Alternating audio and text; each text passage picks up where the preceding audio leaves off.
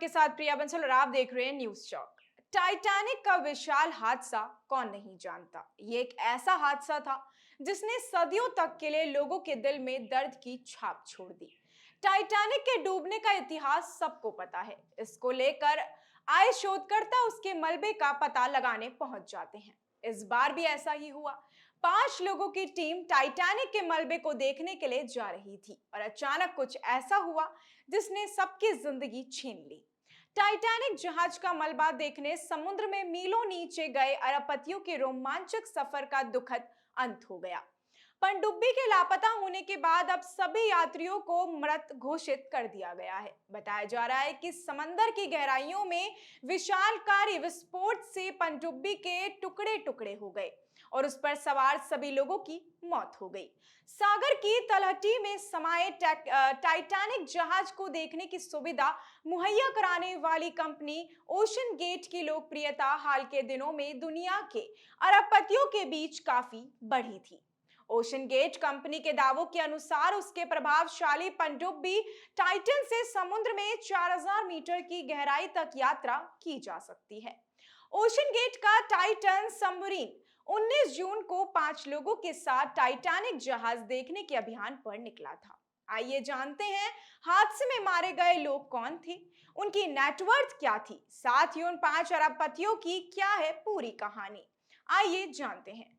हादसे में मारे गए 5 लोगों में ये लोग शामिल थे, जिसमें समरसेबल हादसे में मारे गए 5 यात्रियों में पाकिस्तानी मूल के ब्रिटिश अरबपति शाहजादा दाऊद, उनके बेटे सुलेमान दाऊद, ब्रिटिश अरबपति हामिश हार्डिंग, फ्रांस के एक्सप्लोरर पॉल हेनरी और पनडुब्बी का संचालन करने वाली कंपनी ओशन गेट के सीईओ स्टाकटन रश शामिल थे। आइए जानते हैं उनकी जीवनी और उनके टोटल नेटवर्थ के बारे में। सबसे पहले हम बात करते हैं एक्शन एविएशन के चेयरमैन हामिश हार्डिंग की। टाइटन के चालक दल में ब्रिटिश उद्यमी और खोजकर्ता हामिश हार्डिंग शामिल थे। ये पहली बार नहीं था जब वे ऐसे साहसिक अभियान का हिस्सा बने थे। उनके नाम अन्वेषक आधारित गतिविधियों में शामिल होने के लिए 3 गिनीज वर्ल्ड भी रिकॉर्ड दर्ज हैं। ये बाहरी अंतरिक्ष में जाने वाले ब्लू ऑरेंज के अभियान में भी शामिल थे। मीडिया रिपोर्ट्स के अनुसार हामिश हार्डिंग ही वो एक ब्रिटिश व्यवसायी थे जिन्होंने नामीबिया से 8 चीतों को भारत लाने में भारत सरकार की मदद की थी।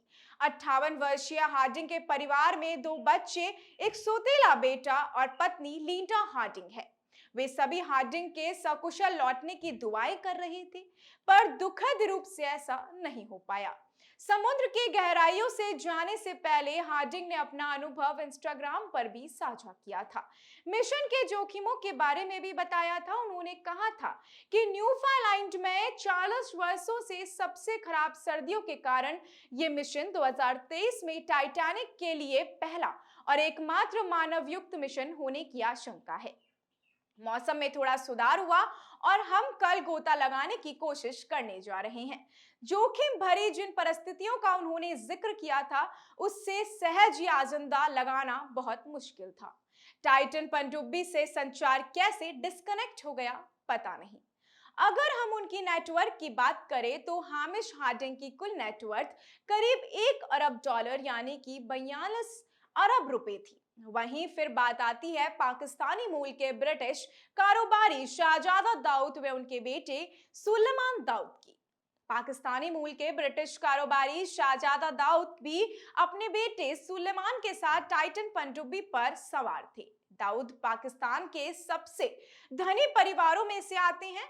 हालांकि वे ब्रिटेन में रहते थे। दाऊद परिवार ने मंगलवार 20 जून 2023 को एक बयान भी जारी किया था, जिसमें पनडुब्बी से संपर्क टूटने की बात कही थी।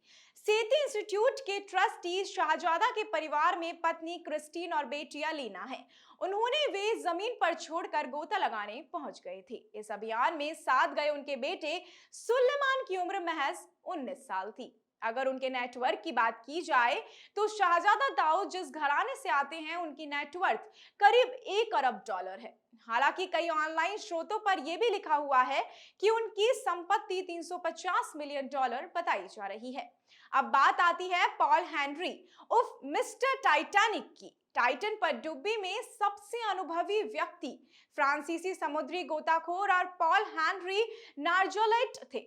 उन्होंने मिस्टर टाइटैनिक कहा जाता था क्योंकि उन्होंने किसी भी अन्य खोजकर्ता की तुलना में टाइटैनिक जहाज के मलबे के साथ सबसे अधिक समय बिताया था। वो वास्तव में 1987 में मलबे के लिए पहले मानवयुक्त मिशन का भी हिस्सा थे।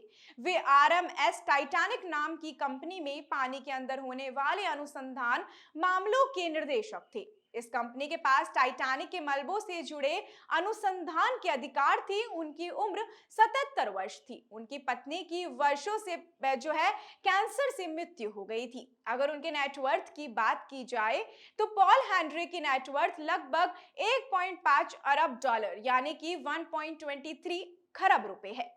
ये अनुमान भी लगाया जा रहा है। वहीं पॉल हेनरी वर्तमान में आरएमएस टाइटैनिक के अनुसंधान निर्देशक के रूप में काम कर रहे थे। आखिरी में बात आती है सबसे इंपॉर्टेंट पर्सन की, जो है ओशन गेट के सीईओ और पनडुब्बी के पायलट स्टॉकटन रश की।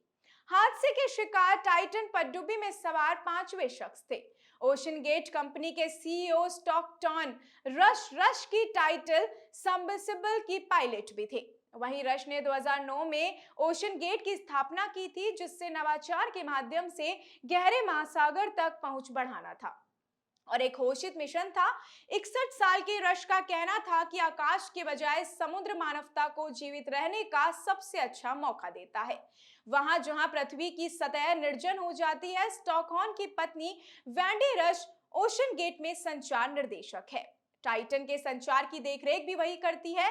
हालांकि इसकी पुष्टि नहीं हुई है कि वेंडी के फेसबुक से ऐसा प्रतीत होता है कि उनका और स्टॉकटन का एक बेटा और एक बेटी है। टाइटन पनडुब्बी के पायलट स्टॉकटन रश की पत्नी वेंडी रश 1912 में टाइटैनिक जहाज पर मारे गए एक दंपत्ति की वंशज भी है।